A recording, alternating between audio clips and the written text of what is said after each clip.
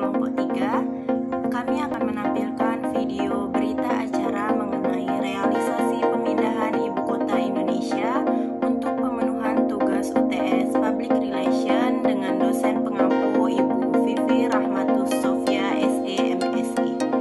Tapi sebelum itu saya akan memperkenalkan anggota kelompok kami yang terdiri dari 8 orang. Yang pertama ada saya sendiri, Siti Sunaina dengan NIM 202103060 yang berperan sebagai editor. Yang kedua ada Iren Mailani Patricia dengan NIM 202103078 yang berperan sebagai host. Yang ketiga ada Sally Amanda Putri dengan NIM 202103038 yang berperan sebagai wartawan. Yang keempat ada Stefani Mitasari Silalahi dengan NIM 202103068 yang berperan sebagai wartawan. Yang kelima ada Nadia Anissa dengan NIM 202103041 yang berperan sebagai wartawan. Yang keenam ada Kinanti Devitri Sembiring dengan NIM 202103062 yang berperan sebagai co-host. Yang ketujuh ada Della Fatmawati Munte dengan NIM 202103058 yang berperan sebagai Public Relation Gubernur Kalimantan Timur.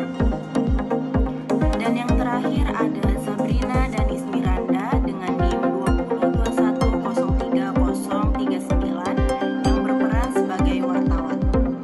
Selamat menyaksikan.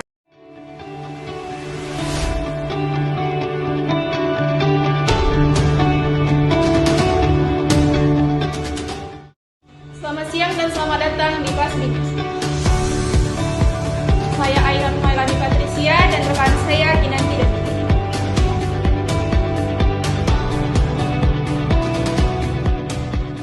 Di tengah kondisi ekonomi yang penuh ketidakpastian akibat pandemik, rencana pembangunan ibu kota baru terus melaju.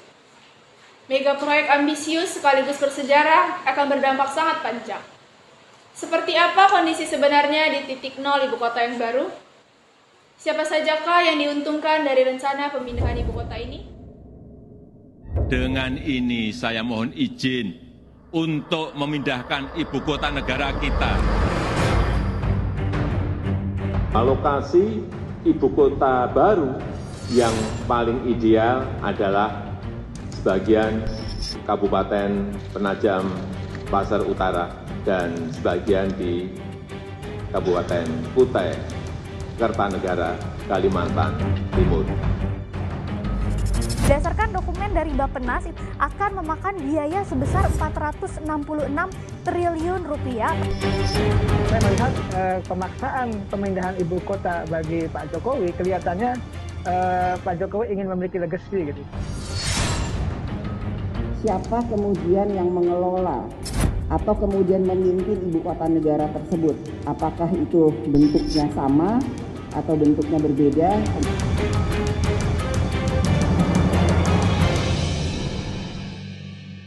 Pemindahan ibu kota sudah di depan mata.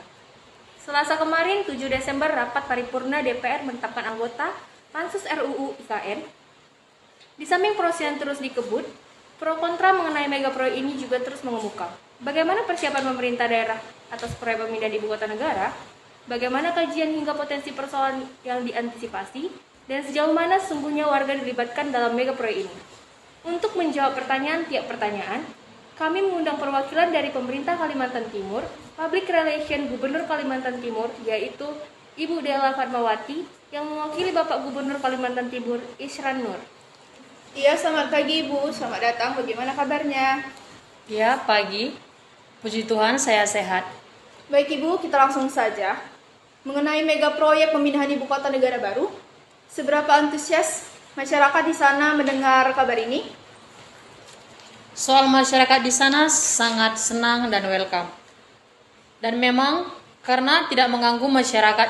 Di samping itu, lahan yang digunakan adalah lahan negara. Tidak ada lahan yang dimiliki oleh masyarakat. Lagi pula, itu kepentingan bersama, kepentingan masyarakat. Saya kira masyarakat tidak ada masalah dengan masalah tersebut. Sejak pertama di-announce Pak Presiden bahwa yang dipilih adalah Kalimantan Timur, itu respon masyarakat tetap sama seperti ini, Bu? Ya, menurut saya ya. Tidak ada yang mengklaim tidak suka sampai sekarang ataupun sampai sejauh ini. Baik Ibu, kami akan memberikan kesempatan kepada wartawan yang telah hadir. Jika ada wartawan yang ingin bertanya, kami persilahkan. Baik, terima kasih. Saya ingin bertanya, jadi apakah Kalimantan Timur mengadakan kajian tersendiri, Bu? Oh tidak, kita hanya menyampaikan data saja. Existing condition kan Bu? Kalau dalam konteks apa dampak atau konsekuensi atau mungkin benefit ketika ini nanti betul jadi IKN Bu? Oh, kita tidak sampai ke sana, belum. Hanya ini lahan kita di sini, lahan negara. Itu udah saya sampaikan, itu aja. Saya ingin bertanya, untuk memastikan dampaknya dari konsen-konsen penggiat lingkungan di sana dan kepala adat di sana, bagaimana bisa terlindungi hak-hak mereka? Untuk konsen-konsen mereka seperti itu, apakah ditangkap oleh pemerintah sekitar? Ditangkap, itu wajar. Karena mereka merasa khawatir terhadap lingkungan. Tidak mungkin pembangunan sebesar apapun tidak ada korban sekecil apapun. Satu rumput injak pun akan mati, paling tidak. Jadi kita logis saja. Tapi kita mengamankan kondisi global kok yang luas. Karena di situ tadi bukan kawasan penduduk, hutan. Jadi apa yang mau diganggu? Tidak ada yang mau diganggu dan merasa terganggu. Saya ingin bertanya, bagaimana dengan isu-isu yang katanya kelompok masyarakat adat tidak dilibatkan, tidak diajak bicara? Tidak benar. Memang pengumuman itu diwenangkan, baru kita sosialisasikan. Itulah tugas gubernur, bupati. Kalau katanya mereka tidak dilibatkan, apa yang tidak dilibatkan? Tanah tidak mengganggu mereka kok. Izin Bu, jadi tidak ada tanah masyarakat atau tanah adat yang dipakai? Ya tidak. Kalau mereka menggugat ini, kenapa mereka tidak menggugat perusahaan-perusahaan yang kasusnya hampir sama? Ini kan kawasan hutan milik negara. Kenapa masyarakat tidak menggugat kepada mereka? Itu lebih jelas jika menginginkan kompensasi. Ini kan milik negara, masa negara harus membayar barangnya sendiri? Baik Ibu, saya perjelas, tidak akan ada tanah Tidak ada, tidak ada. Gubernur Kalimantan Timur ya. Bapak Isran Nur menjamin tidak ada tanah adat di situ dan tidak ada tanah masyarakat yang digunakan untuk pembangunan ini. Yang akan ada adalah justru pemukiman masyarakat akan tertata dengan baik, sebaik mungkin. Seperti isu-isu yang ada, katanya bebas dari bencana alam, relatif aman. Dari segi gempa bumi, kalau bencana lain, angin, topan, kan kita nggak tahu. Tapi banjir saja masih kejadian kan Bu? Banjir itu di seluruh dunia ada, tidak ada yang bebas banjir. Jepang kemarin ada berita banjir, Inggris banjir, Kalimantan Timur banjir. Tapi kan tidak semua banjir, ada kawasan-kawasan yang tidak banjir. Kawasan di situ aman, 55 meter di atas permukaan air laut. Tapi faktor banjirnya itu karena memang faktor perusahaan alam yang akhirnya bisa menampung air untuk spesifik Kalimantan Timur? Kalau persoalan banjir, saya tidak bisa berkata banyak. Karena banjir itu terjadi di mana-mana. Seluruh dunia juga bisa terjadi banjir. Baik, kami akan menampilkan cuplikan video dari masyarakat sekitar mengenai persoalan banjir di kawasan Kalimantan Timur yang dilansir dari YouTube Narasi. Banjir adalah salah satu alasan Jokowi memindahkan ibu kota dari Jakarta ke Kalimantan Timur. Klaim Jokowi soal ibu kota baru bebas banjir memang benar adanya. Di wilayah pusat pemerintahan ini, muskil terjadi banjir. Ya, kondisi topografi memang daerah perbukitan. Dari peta topografi ini terlihat banjir sih memang tidak terjadi di sini, tapi banjir parah mengancam di pedesaan di bawahnya. Dan itu sudah terjadi sekarang.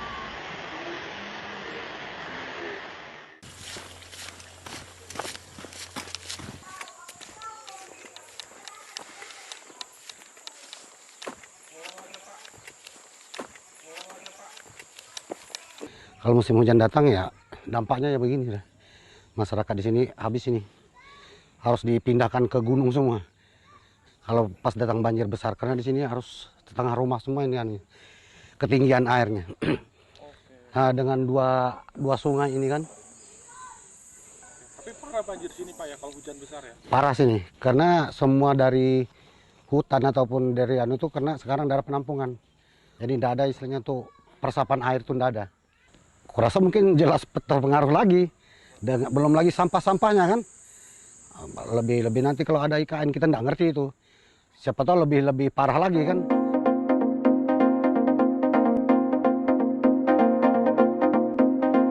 Baik, sebelum berakhirnya acara kita di siang hari ini, kami akan menampilkan pendapat dan kekhawatiran masyarakat yang diwakilkan oleh Kepala Adat sekitar yang dilansir dari YouTube Najwa Shihab. Berikut cuplikannya.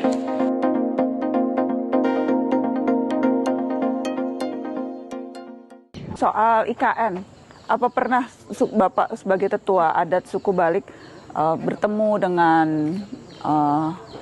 pejabat daerah atau ada yang pernah sosialisasi cerita soal rencana IKN?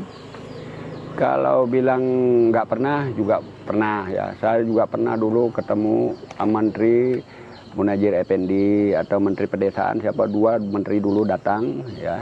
Datang ke tempat Bapak sini? Bukan, di kecamatan saja. Saya kebetulan diundang ke sana ya. Saya pernah. Kapan itu Bapak ingat? Udah berapa bulan yang lalu ya, udah lama, hampir 1 tahun udah yang tahun lalu. Ya, sudah. Ya saya sampaikan ya apa unek-unek yang saya sampaikan, mereka menerima. Cuma saya tidak merasa puas dan tidak merasa apa ini suatu jaminan buat diri saya dan warga saya, karena hanya cuma sebatas bicara. Kita ini maunya punya pegangan. Apa yang waktu itu disampaikan, Pak? Ya disampaikan, kalau saya sampaikan kami takutnya dengan suku kami ini akan tersisih nantinya. Kami tidak bisa bersaing dengan teman-teman kita yang datang dari pulau lain. Ya terutama orang IKN yang direncanakan tadinya 1.500.000 bahkan 3 juta. Itu kan kami di sini ini cuma berapa orang saja. Jelas kami tidak mampu untuk bersaing itu. Kalau pemerintah tidak memperhatikan kehidupan kami, itu yang kami khawatirkan. Apa yang waktu itu disampaikan Pak Menteri ketika? Jadi katanya Pak Menteri nggak usah takut pada saya, nanti bantu Pak. Itu kan sebatas kata-kata saja. Kalau beliau berhenti, apa bisa dipertanggungjawabkan kata-katanya? Kan nggak bisa. Kami maunya kalau memang itu bisa dipertanggungjawabkan, buat oret-oretan, kami punya pegangan. Jokowi yang membuat statement seperti itu menjamin kehidupan kami, buat. Kami kan punya pegangan, kami nggak punya keraguan. Terutama di sini sudah mata pencarian kami, hutan habis dan sebagainya habis. Ini tanah yang satu-satunya peninggalan orang tua atau satu-satunya tempat kami hidup, itu yang kami khawatirkan nanti ke depan.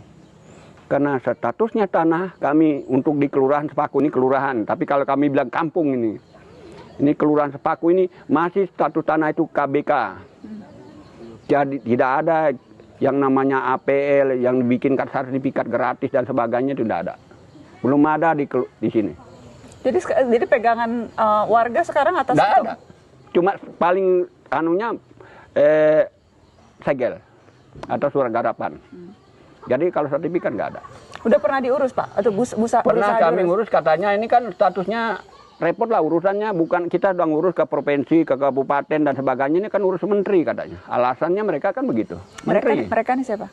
Ya pejabat seperti daerah, orang kecamatan maupun orang petugas dari bupati dan sebagainya, lurah. Itu sudah mereka ajukan ke BPN, ke kehutanan. Tapi ini kan tidak bisa. Kami sudah ngajukan ini, tapi katanya ini yang memberikan keputusan menteri. Kami kapan bisa ketemu menteri? Boro-boro ke menteri, ke Penajam ya susah. Pak, Badik tadi selain khawatir mata pencaharian diambil karena akan banyak orang yang datang ke sini untuk IKN, apalagi kekhawatiran Bapak dan masyarakat adat di sini, Pak? Kekhawatiran kami hak kami itu tanah kami. Yang penting pemerintah bisa memberikan jaminan, memberikan surat-surat legalitas secara kekuatan hukumnya yang sah. Itu pertama. Kedua, yang kekhawatiran kami tidak mampu bersaing dengan teman-teman kita atau orang-orang kita nanti yang datang dari Pulau Jawa, Sumatera dan sebagainya ya. Itu orang-orang pintar. Saya bilang, saya mohon maaf, kalau biasanya kita ketemu preman itu betato. Ini premannya kan bedasi. Bukan orang mereka bukan nodong pakai parang, pakai senjata, tapi pakai akal. Bagaimana kami bisa tersingkir? Ini yang kekhawatiran kami nanti ke depan. Kami ini istilahnya kebiasaan hidup apa adanya. Mohon maaf ini kepada pemerintah kalau pemerintah mendengar kata-kata saya. Yang diperhatikan di daerah kami ini hanya perusahaan dan tran. Masyarakat adat? Enggak. Kenapa saya bilang enggak? Ya selama ini apa buktinya? Enggak ada. Masa bodoh aja. Kayaknya di sini daerah kami ini tidak ada manusianya. Ini termasuk kawasan IKN dianggap ini tanah kosong, tidak ada manusianya.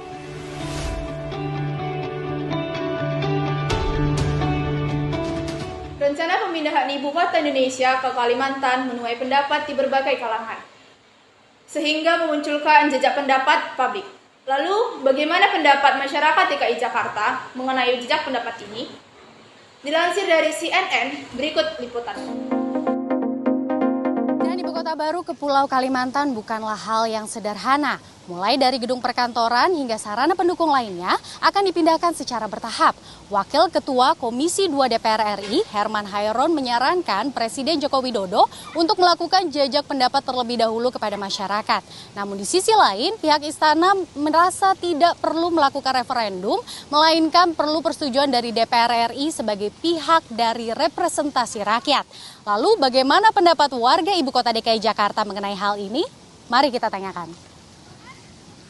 Lebih penting lah, karena kenapa ya kan masyarakat kan ingin tahu juga ya kan dalam keadaan ekonomi kayak gini ya kan kita harusnya kata tadi kan memikirin pindah otomatis kan gedung MPR gimana ya kan terus pindah semua biaya gimana utang kita di ini aja dulu negeri aja banyak ya kan masa harus pindah pikir masyarakat dulu lah. Iya kalau menurut saya sih itu penting banget karena secara kan Ibu Kota Jakarta itu kan udah sebagai pusat ya. Terus nanti gimana nanti masyarakatnya yang apalagi orang-orang yang kerja di pemerintahan gitu perkantoran nanti gimana ke depannya kalau secara nggak itu dipindah kalau nggak ada rundingan dari masyarakat gitu aja sih. Perlu banget masyarakat dilibatkan, ditanya gimana sih perasaannya, gimana sih harapannya gitu ya. Tapi pemerataannya seperti apa gitu karena bagaimanapun juga pasti akan ada dampak untuk Jakartanya sendiri. Kami sebagai masyarakat biasa pernah nggak sih ditanya idenya itu seperti apa sih, harapannya seperti apa sih, seneng nggak sih kalau pindah ibu kotanya gitu ya? Ya setidaknya adalah gitu ya waktu untuk kita didengarkan. Kita mau bilang DPR kita sendiri kadang-kadang lebih mikirin politisinya aja gitu ya. Jadi lebih agenda politiknya apa gitu ya. Kadangkala apa yang mereka harapkan nggak selalu sesuai dengan keinginan rakyat banyak malah itu menurut kita. Jadi kalau menurut saya memang perlu keikutsertaan masyarakat untuk membahas wacana atau rencana pemindahan ibu kota ini dari Jakarta ke luar Jakarta. Karena saya rasa tidak hanya cukup oleh DPR saja sebagai representasi dari rakyat Indonesia, tapi juga dari kalangan lainnya perlu diikutsertakan, misalnya dari perguruan tinggi, masyarakat dan swasta atau dari kalangan yang bergerak di bidang perekonomian. Nggak cukup sih menurut saya itu rakyat itu juga harus perlu bicara ya sama pemerintah karena perpindahan ibu kota itu menurut saya itu nggak penting, lebih baik itu pengeluarannya juga harus banyak kan, kita perlu banyak biaya untuk pembangunan di sana. Kalau di Kalimantan ya, kalau di sini menurut saya sudah cukup, lebih baik itu pemerintah itu bayar hutang saja. Hutang negara itu hutang negara kita banyak ya daripada kita harus sibuk pindah ibu kota gitu menurut saya sih Mbak. Presiden Joko Widodo belum mengungkapkan lokasi pasti dan masih menunggu beberapa kajian terkait pemindahan ibu kota negara baru. Marsha Anastasia, Fordanto Bimantoro, Jakarta. Demikian cuplikan pendapat masyarakat DKI Jakarta mengenai pemindahan IKN ini.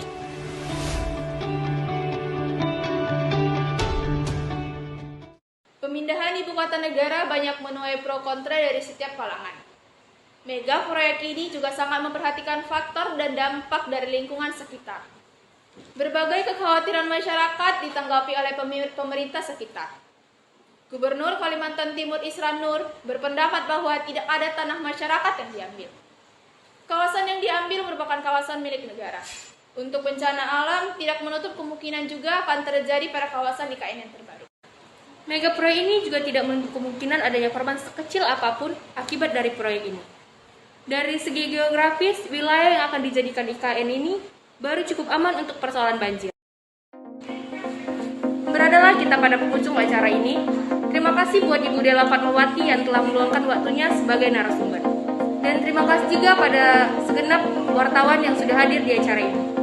Terima kasih atas partisipasinya. Saya dan segenap kru yang bertugas pamit undur diri. Selamat melanjutkan aktivitas Anda. Tetap jaga kesehatan. Selamat siang dan salam sehat.